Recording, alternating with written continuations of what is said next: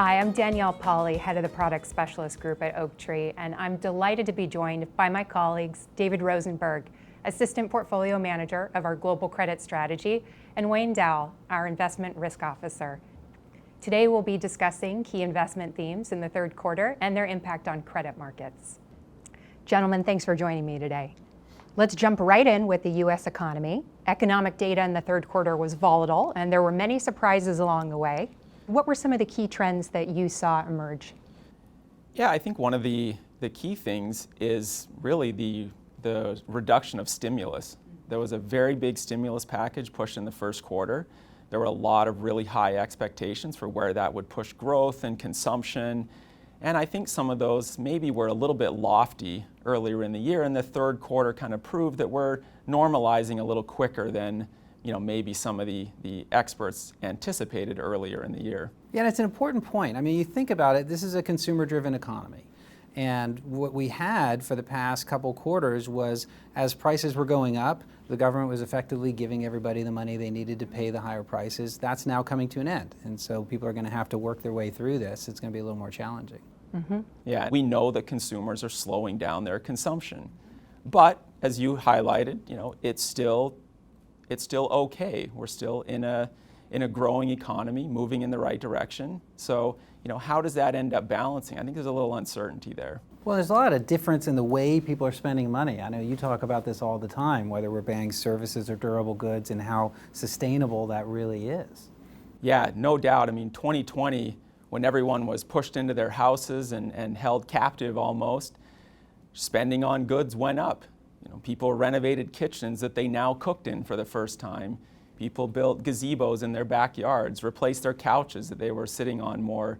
That spending of those durable goods really isn't something that you're going to repeat quarter over quarter over quarter. And so the question becomes, can that rotation back to services outstrip that decline on the goods side? I think the answer so far has been no, it can't. Right, and it's just impractical, right? I mean, you miss 3 trips during COVID, you don't go out and take 3 trips in a row. You'll take a trip, and then you have to go back to work. And so, if you spent a lot of money on a new couch, you're not going to do that again for many years. And so the idea that spending will stay at this pace, I think, is not really a practical concept. And I think the market's really coming to terms with that. Well, besides just a slowdown in spending, what are some other themes maybe that would dampen investor psychology in this market, spook markets going forward?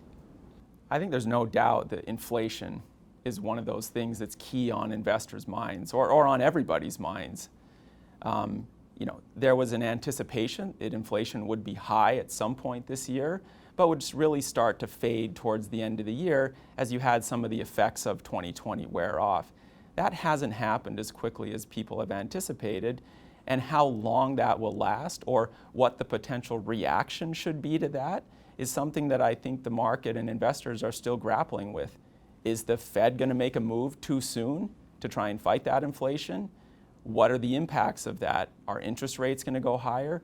Those are questions that I think people are really starting to ask now and paying closer attention to. And Wayne, let me ask you too, is there anything in the inflation data that you're looking at specifically?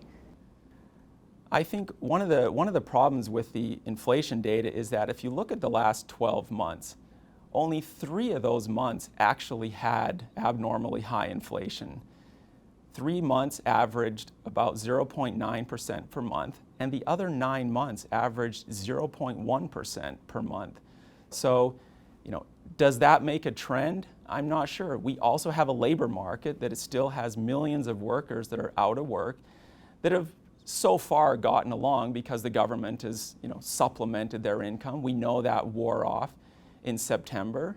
Consumption is already slowing down, so it's difficult to see that some of these inflation trends that are going to fade because of supply shortages and things will persist in the long term. But it is interesting, right? Because costs are clearly going higher. We talk to companies every quarter, talk to CEOs, and it's a constant drumbeat of what we hear is that costs are going higher, and the big concern is, can we pass it through? And you see it across so many things. Price of oil is higher, so distribution costs are higher. You have computer chips is one people love to talk about, but I think it's interesting, right? Because it's a supply-driven dynamic where we're short on supply, and most people will say, well, that cures itself, right? If the demand is there, we'll cure the supply. But the truth of the matter is, it wasn't just COVID. We had COVID, then there was a fire at 2 large plants that make computer chips in Japan. Then there was the storm in Texas that took supplies offline. And so many things keep happening. And the truth of the matter is, it's showing that because of COVID, the system has no slack for the unexpected, and the unexpected always happens. And so now we're going to have to deal with higher costs. Well, one thing too on inflation, Danielle, I think that's worth mentioning is really an area that has historically been deflationary, which is a focus on increased productivity. We saw a pretty big pickup in productivity where companies really had to do more with less. And it was maybe surprising, but one of the areas of positive spending in 2020, which was up about 7%, was in the area of business technology and advancement.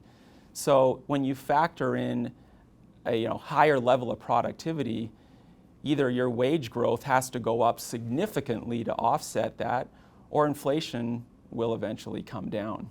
So David, there are certainly reasons to be pessimistic about the outlook today, but the U.S. remains relatively healthy, and in particular, default rates remain low. We're looking at an environment where default rates are very likely to stay low. Most strategists will say below 1%. I think that's reasonable, because if you think what happened during COVID, all these companies that were faced with this quarantine initiative and the fact that they needed enough liquidity to pay their bills while no one was leaving their homes to go buy any products, raised generally 12 to 18 months of liquidity. That was kind of what they wanted, and it turned out that that was more than they needed. And so now you have all these companies awash with liquidity, and companies don't default when they're sitting on a lot of cash. They have to spend that money first. And so I think it's reasonable right now that you're going to have an environment where default rates are going to stay low. But it's important to remember, last time the default rate was expected to be this low was 2007, and we all know how that ended. And so when people get complacent, they tend to make bad decisions, and that tends to lead to more risk, and you just have to be careful. That makes a lot of sense. History can be instructive. Wayne, what would you say, just given this perspective and backdrop? Yeah, I think, as David said, defaults are going to remain low, and that's probably not the number one thing on people's minds. But again, the pace of growth, and can companies continue to meet the expectations that the market has, is where investors are going to focus. In addition to that, they're going to focus on other risks that will face them in the short term. Things like interest rates rising. Am I being compensated to hold that debt in the face of rising interest rates? If I was an investment grade investor right now where interest rates dominate my yield and my duration is the longest it's ever been in history, that becomes a risk I need to try and price. And maybe pricing that risk means credit spreads need to be a little bit higher. I may also turn to a floating rate asset, which may eliminate that interest rate risk and allow me to focus purely on the credit risk. So I think those are areas that investors have to start to bring into the conversation as they think about how they're getting compensated for the risk they're taking. Yeah, and it's not all doom and gloom, right? We're credit investors. We tend to focus on downside protection, but the reality is, whether you have economy growing at 3% or 7%, these are really more equity problems than fixed income problems. We've talked a bit about the U.S. economy. Now let's move to Europe, and how about comparing and contrasting those two? David, I'll start with you. Yeah, so Europe was, I would say, behind the U.S. when it came to the vaccine rollout at the beginning. I think now you're starting to see it, depending on the country you're in some cases they've kind of surpassed us as far as vaccination rates go, and trying to get their economy back open.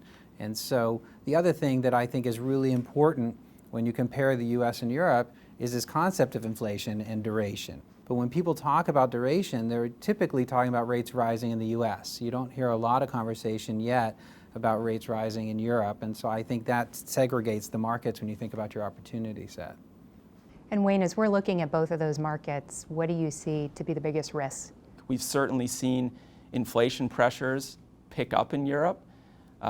Some of the energy costs that are getting passed through, those are definite elements that will slow down growth and will impact companies' abilities to grow and grow into the expectations that I think people had earlier in the year. It's a really important point I think that Wayne touched on, is basically natural gas and the shortage you're seeing in Europe. The U.S. is awash in natural gas, Europe is short, and energy prices make their way to the consumer quite directly, and that's going to have a real impact if they can't sort through the supply issue. Inflation, rising rates, these are things that could be headwinds for emerging markets.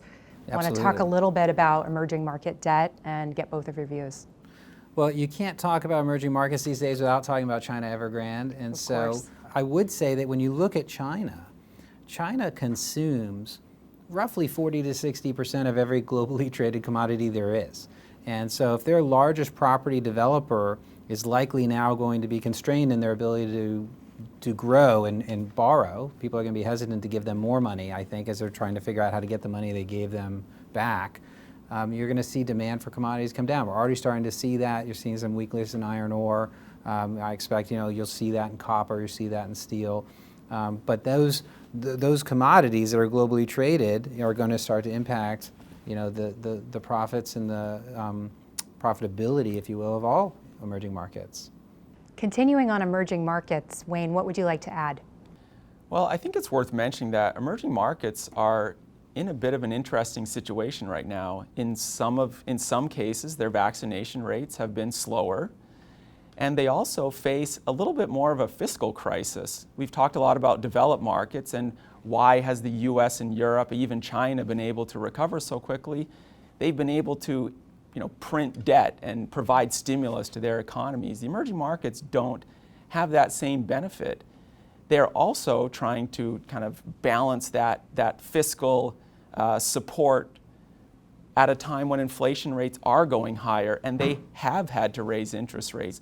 Brazil has raised rates, Mexico has raised rates. It puts them in a bit of a tough situation. What are some other maybe underappreciated risks in the market today? The one thing that I find so important these days is whenever you talk about credit, you talk about risk today, everybody goes straight to liquidity, which we talked about earlier, and it's important because liquidity is the buffer to keeping your default rate low in the short run. But what people don't talk about is leverage.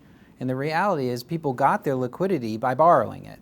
And as I like to tell our teams all the time, when we give people money, they're not grants, they're loans. They need to be repaid. And I think right now people are so focused on, does this company have enough cash they can kind of make it through, even if the Delta variant becomes worse than people thought, and we have an extended period before we finally reopen. But they don't take a step back to say, but what's it all going to look like when the dust settles and we reopen? And if you raise a bunch of money to fund a cash burn, all you can be sure of is that when the dust settles, you're going to be more levered than when you started. And so I think right now, as always is the case, when people aren't too focused on credit, that's when you're supposed to focus on credit. I think right now is the time where you really need to be very choosy about which companies are you comfortable giving liquidity to and which companies do you want to take a step back from, because the market's not pricing in the fact that eventually some of these are going to be the next crop of zombie bonds that can't refinance their debt.